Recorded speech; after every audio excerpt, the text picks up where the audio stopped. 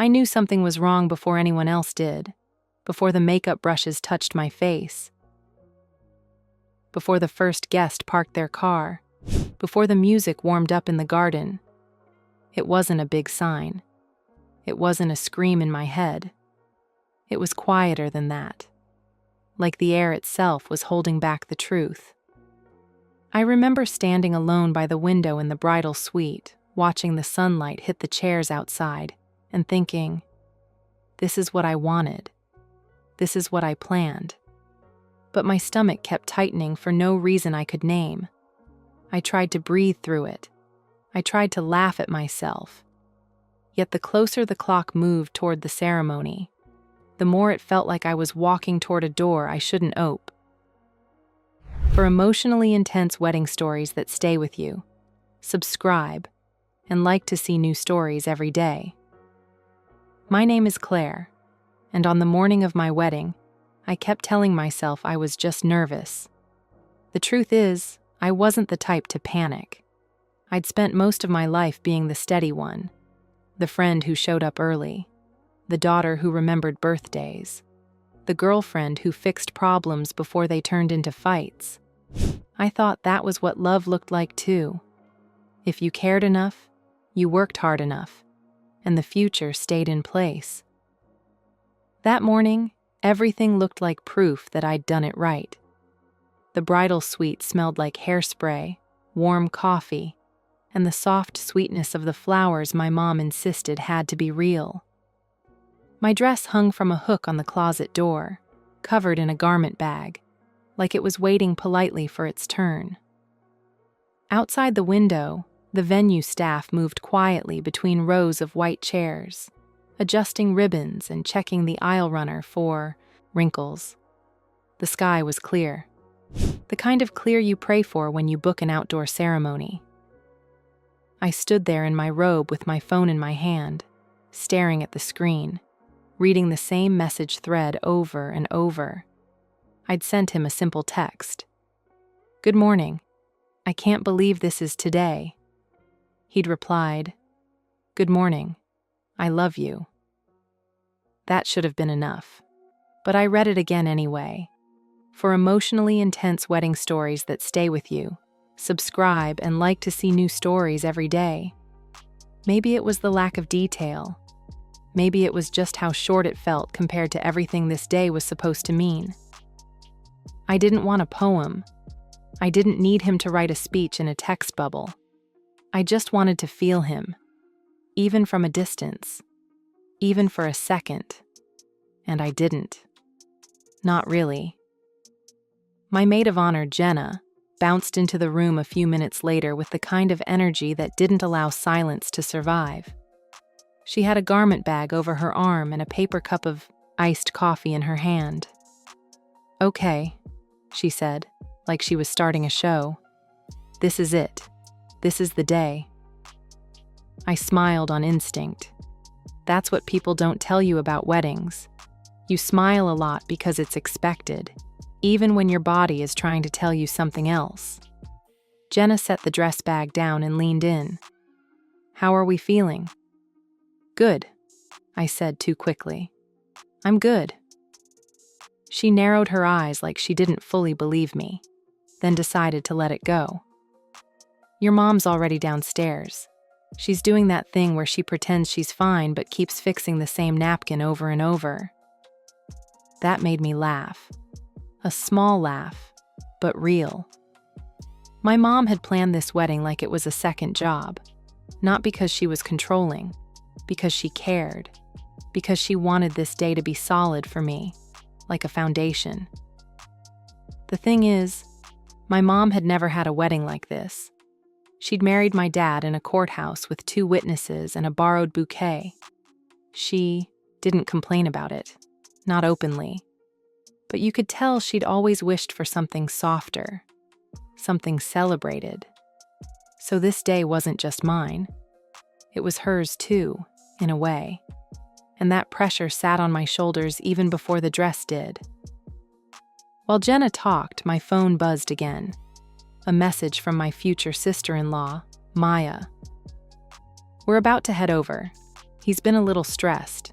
Don't take it personally. I stared at that line longer than I should have. He's been a little stressed. It was the kind of sentence people use like a blanket, something to cover a mess they don't want you to look at too closely. I typed back, "No worries. See you soon." Then I locked my phone and placed it face down on the table like it was safer that way. Because I didn't want to start spiraling. Not today. My relationship with Evan had been the kind people called easy.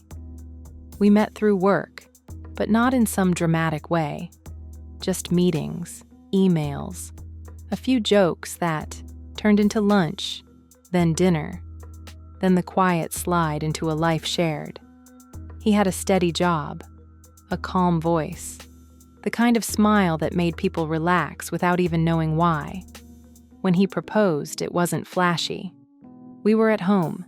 He cooked pasta, burned the garlic bread, and laughed at himself the whole time. Then he got down on one knee near the kitchen sink, like he couldn't even wait for a better spot. I cried so hard I couldn't speak. At the time, I thought that meant certainty.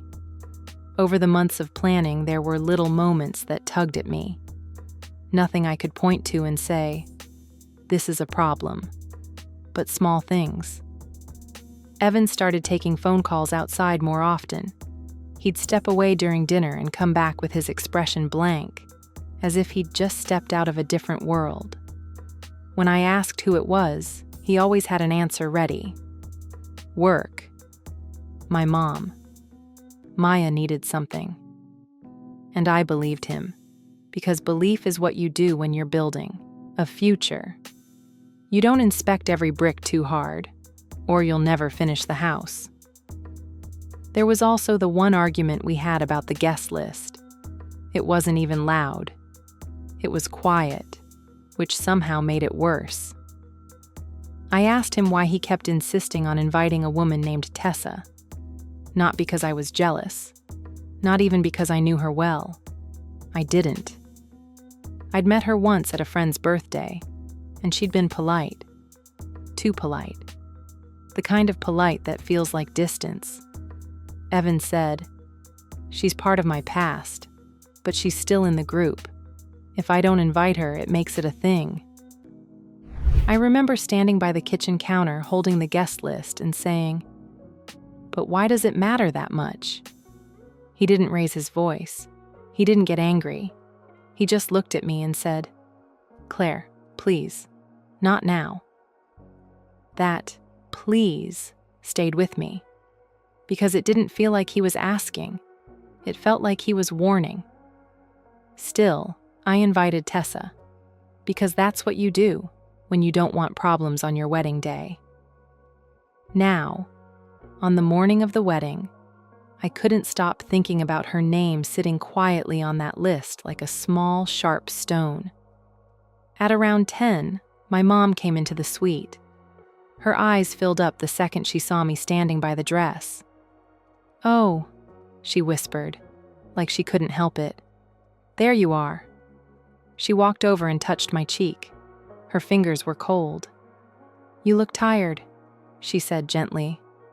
"I'm fine," I lied. She didn't push. Moms know when you're lying, but they also know when you're not ready to admit the truth. Behind her, my dad appeared in the doorway, awkward in his suit, like he didn't know where to put his hands. He gave me a small smile. "Hey, kiddo." I walked over and hugged him, burying my face into the fabric of his jacket. It smelled like aftershave and laundry detergent. Familiar. Safe. For a moment, my chest loosened. Then my phone buzzed again. This time it was a message from an unknown number. No name. No profile photo. Just words.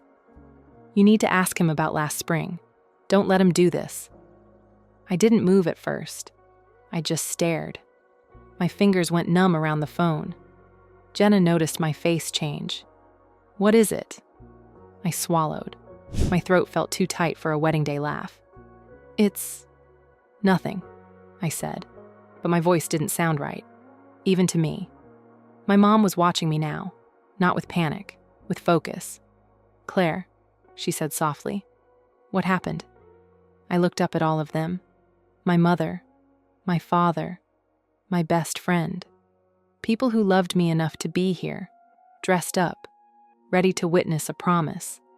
And suddenly I realized something that made my stomach drop even further. If I asked the question out loud, I couldn't unask it. If I pulled on that thread, something would come apart.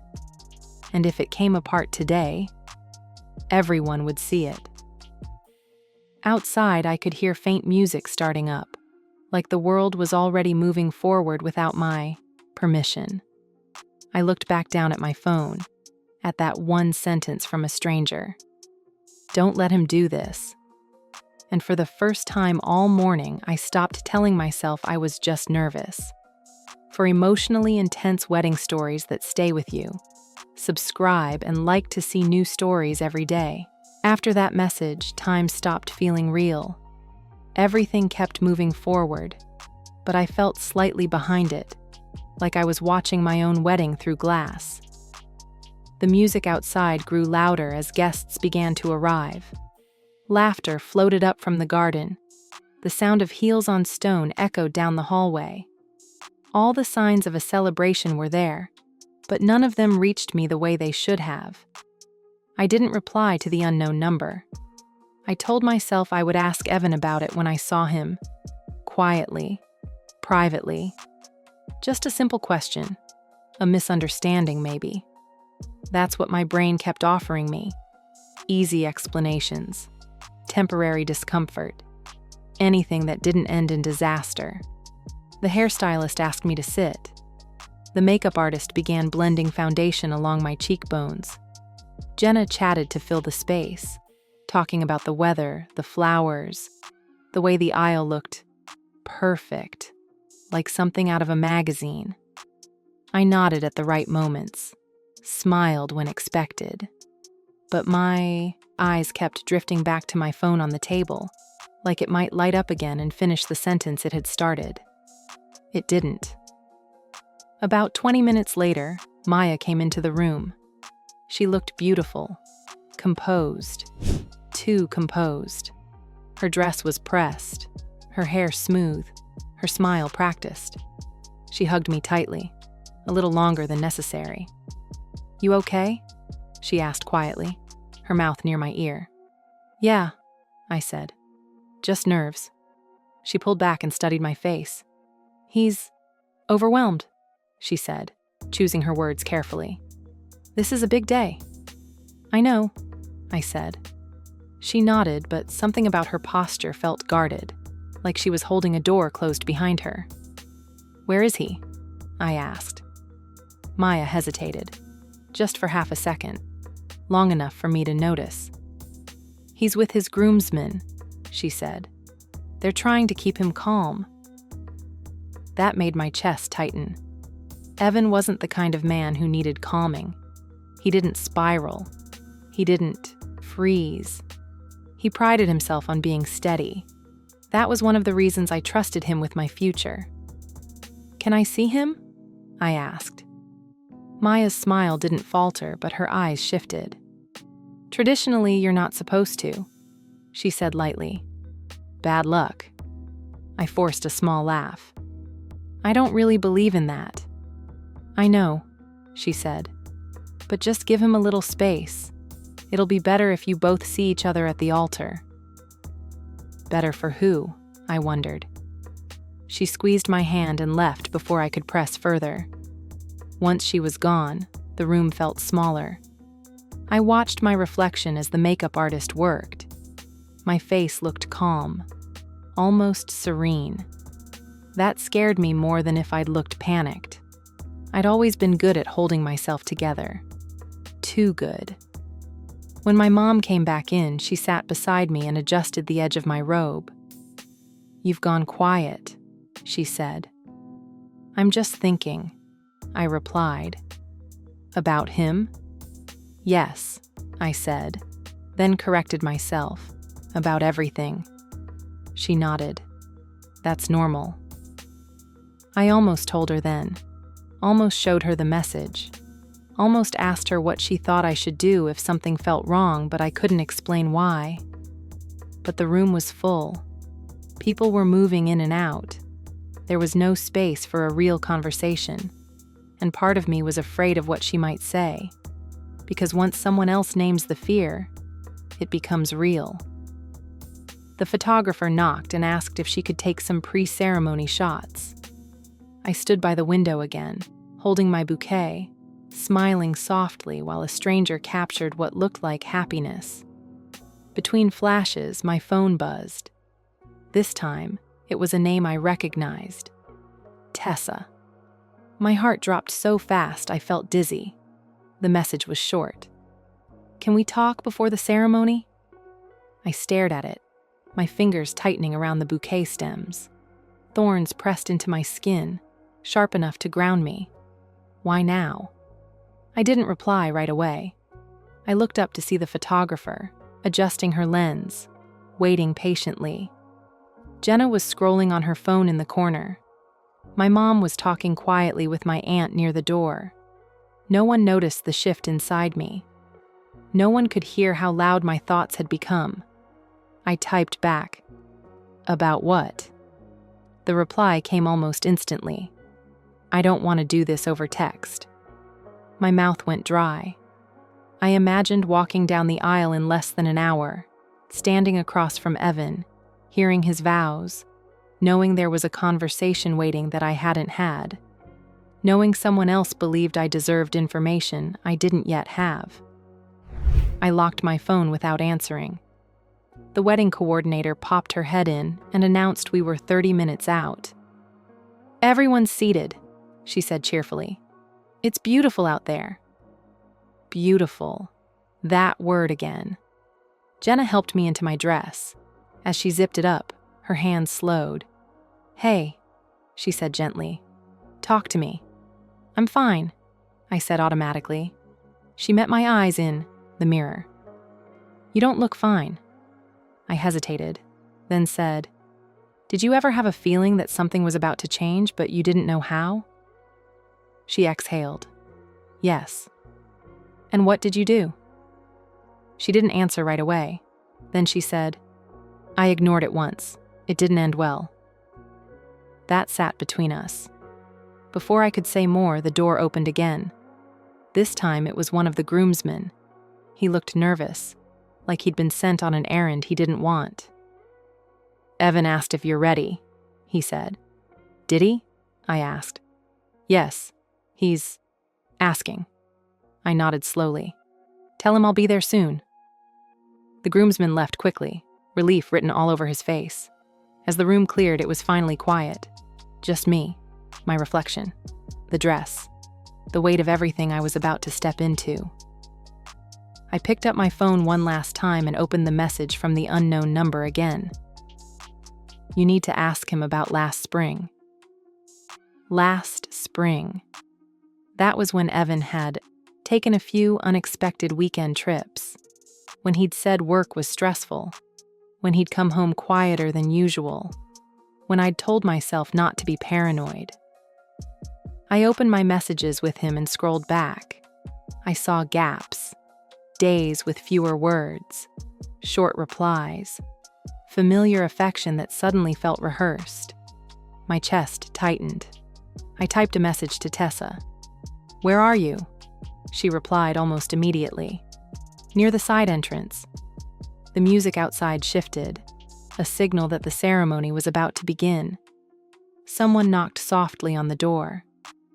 5 minutes, the coordinator whispered. 5 minutes. I looked at my reflection one more time. This was the version of me everyone was about to see. The bride. The woman who was supposed to walk forward without hesitation. I touched the edge of my veil and felt my hands shaking. For the first time, I allowed myself to think the thought I'd been avoiding all morning. What if the worst thing wasn't stopping the wedding? What if the worst thing was going through with it and finding out later that I had ignored every warning I was given? I took a breath, lifted my phone, and stepped toward the door. Outside, the music swelled. And somewhere just beyond the walls of the room, the truth was waiting. The music changed before I was ready for it to. That soft shift from background sound to something purposeful. Something that told people to stand, to turn, to expect me. I paused just inside the doorway, my bouquet heavy in my hands, my heart beating so loudly I was sure someone nearby could hear it. The coordinator whispered, "Whenever you're ready," and stepped back like this was any other wedding, like nothing had already cracked beneath the surface. I took one step forward, then another. The aisle looked longer than it had during rehearsal. Faces blurred together on either side. Smiles. Phones lifted discreetly. My mother in the front row, hands clasped tightly in her lap. My father standing beside her, trying to look calm and failing. And Evan. He stood at the altar, hands folded, posture straight, the picture of composure. When he saw me, his face softened into the smile I knew so well, the one that had always made me feel chosen. For a moment, doubt flickered. Maybe I was wrong. Maybe I'd misunderstood. Maybe I was about to destroy something good over nothing. Then his eyes shifted, just briefly, past me, toward the side entrance. I followed his gaze without meaning to. Tessa stood there. She wasn't dressed dramatically. No white, no statement. Just a simple dark dress, hands clasped in front of her, face pale but steady. She wasn't crying. She wasn't smiling. She looked resolved. My steps slowed, then stopped entirely. The music kept playing. People shifted, confused. Someone coughed. The officiant glanced between Evan and me, unsure whether to continue. I met Evan's eyes again. His smile faltered. That was all it took. I turned my head slightly and caught Jenna's expression. Her mouth had fallen open just enough to tell me she knew something was wrong. I took a breath, then another, and I asked the question I had been carrying since morning. "Evan," I said, my voice louder than I expected in the quiet. "Is there anything you need to tell me before we continue?" The words landed heavy in the open air. A ripple moved through the guests. Not noise. Awareness. Evan blinked. Once. Twice. "What?" he said, too quickly. I didn't move closer. I didn't lower my voice. I didn't soften it. "Before we say anything else," I said, "I need to know if there's something I don't." The officiant cleared his throat. "Perhaps we—" "No," I said gently, without looking away from Evan. "Please wait." My hands were shaking now, but I didn't try to hide it. Evan swallowed. "Claire," he said, forcing a small laugh, "this isn't the time." That sentence did something to me, because it wasn't denial. It was delay. I felt something settle inside my chest. Not panic. Not rage. Clarity. I turned slightly toward the side aisle. "Tessa," I said, "you asked to talk." Every head turned. You could hear the wind moving through the trees. Tessa stepped forward slowly. She didn't rush. She didn't look at the guests. She looked only at me. "I didn't want this to happen like this," she said. Her voice was steady but low. "I tried to reach you earlier." Evan took a step toward her. "Stop." That was when I knew, because if there had been nothing to stop, he wouldn't have tried. I lifted my hand slightly. Not dramatic, just enough. "Please," I said to him. "Let her speak." The silence stretched. Finally, Tessa took another step closer, close enough that I could see the exhaustion in her eyes. "I was with Evan last spring," she said. "Not once, not by accident." A quiet gasp moved through the crowd. My mother made a small sound beside my father. He reached for her hand. Evan shook his head. "This is not fair." Tessa didn't look at him. You told me you were confused, that you weren't sure about the wedding, that you needed time. I felt heat rise behind my eyes, but no tears came. Not yet. Did you end it?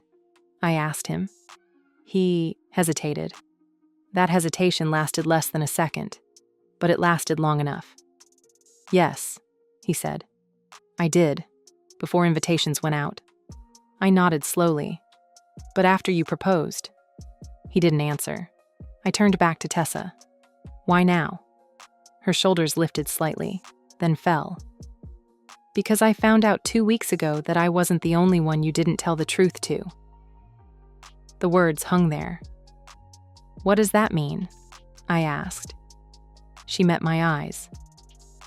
He told me he had been honest with you, that you knew about us, that you'd forgiven him. Something inside me went cold. I looked at Evan. You said that? He opened his mouth, then closed it again. I waited. I didn't know how to fix it, he said finally.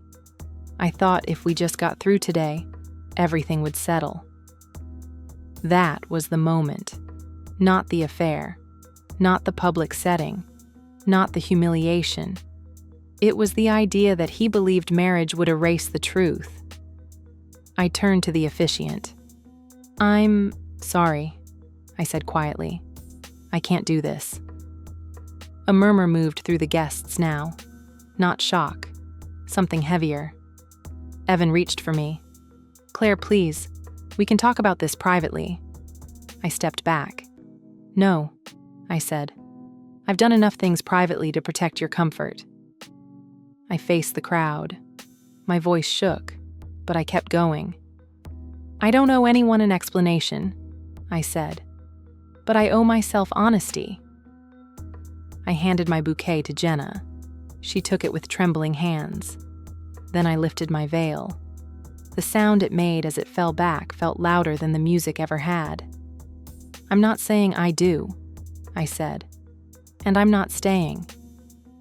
I turned and walked back down the aisle. People moved out of my way automatically. Some reached out. Some looked away. Some stared like they were afraid to breathe. At the doorway, I paused, not to look back, but to speak one last truth.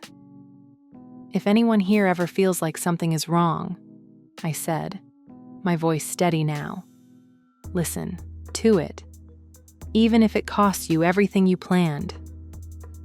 Then I stepped outside. The music behind me stopped, and with it, the wedding ended. The air outside felt colder than it had any right to be. It wasn't even cold. The day was mild, clear, almost perfect. But the moment I stepped out of that doorway, my body reacted like I'd walked into a different season. My skin prickled. My hands went numb. My chest tightened so hard I had to pause on the stone path and take a breath like I'd been underwater. Behind me, I could hear movement. Doors opening. Voices rising.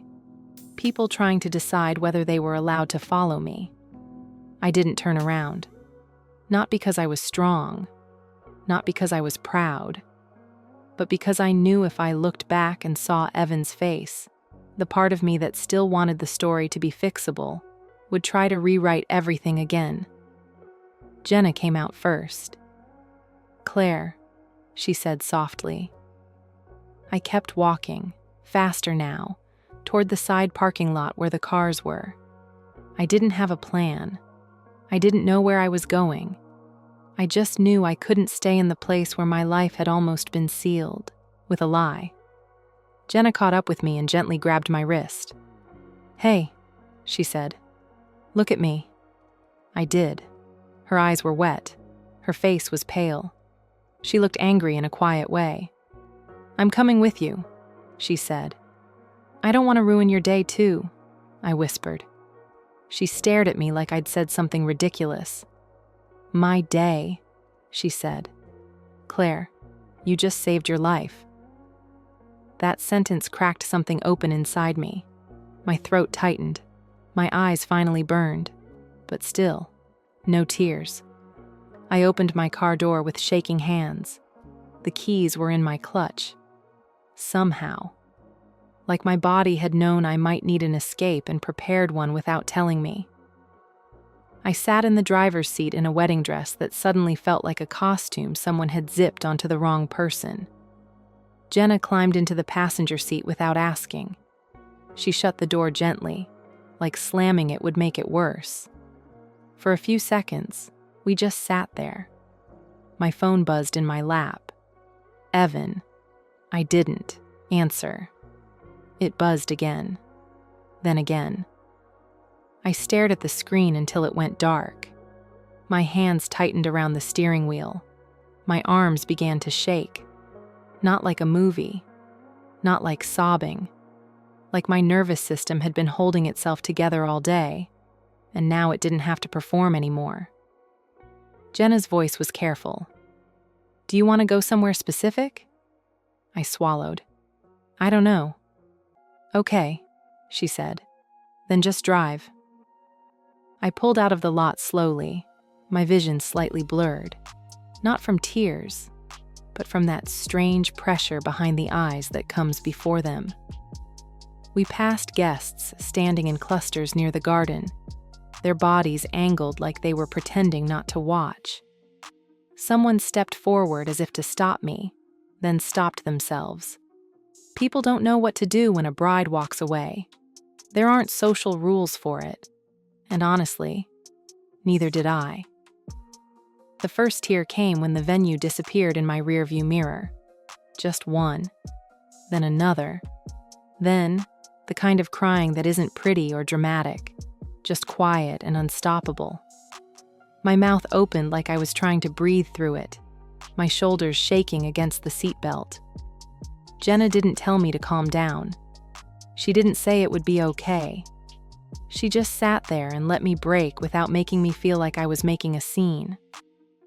We drove until I ended up in the one place that still felt like mine.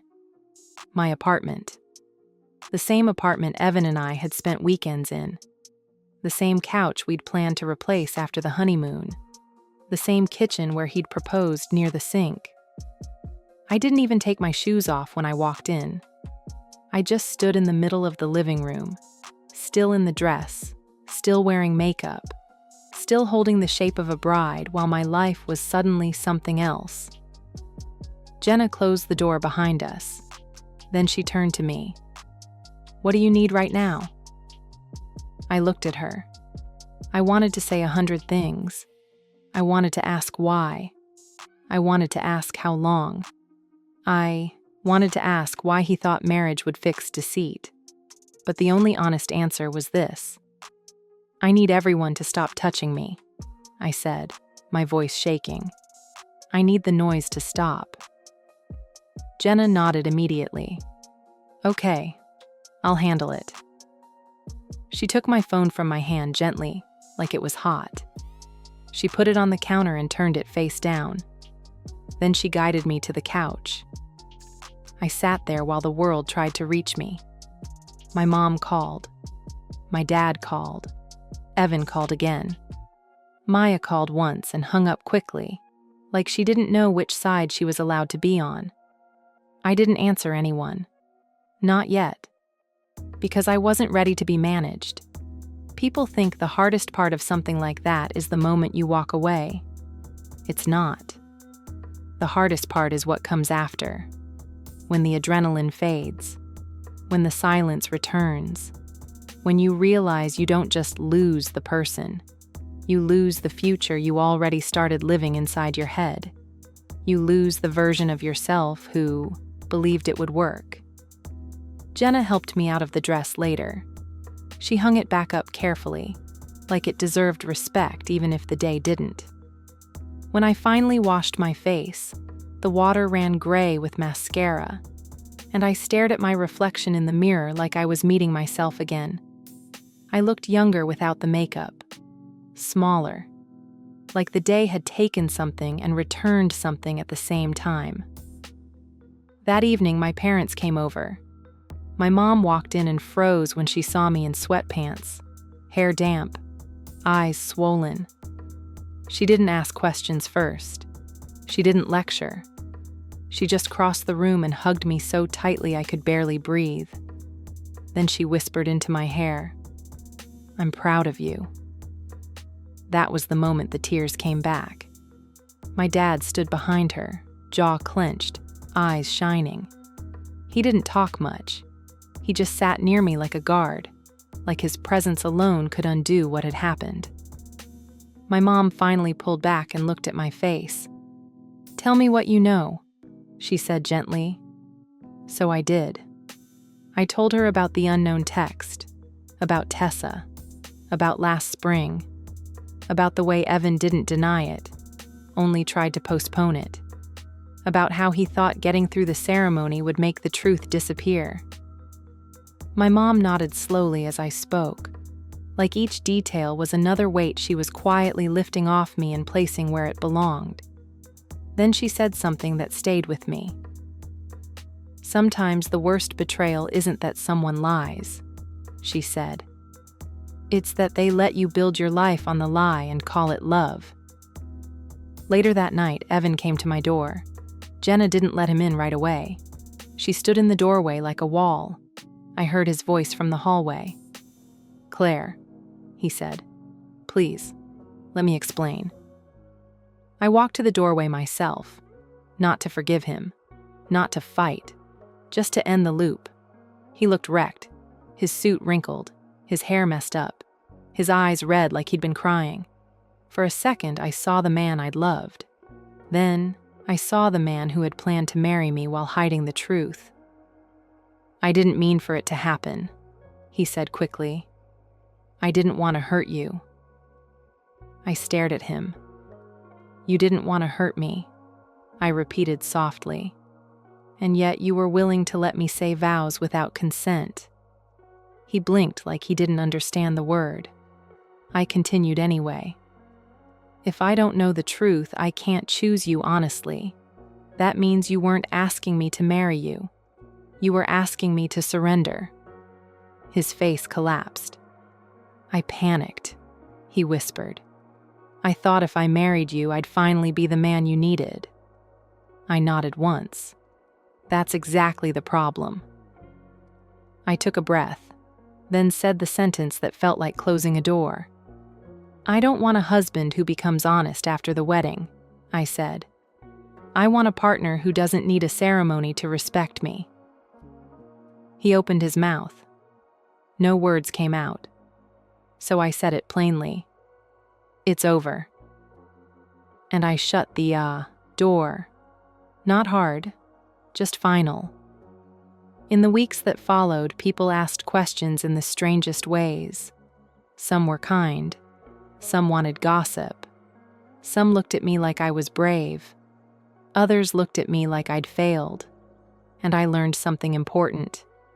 A lot of people don't know how to handle a woman who chooses herself publicly, because it forces them to imagine what they might have tolerated privately. But here's what I know now, looking back. That day didn't just end my wedding. It protected my future. It taught me that intuition isn't drama. It's information.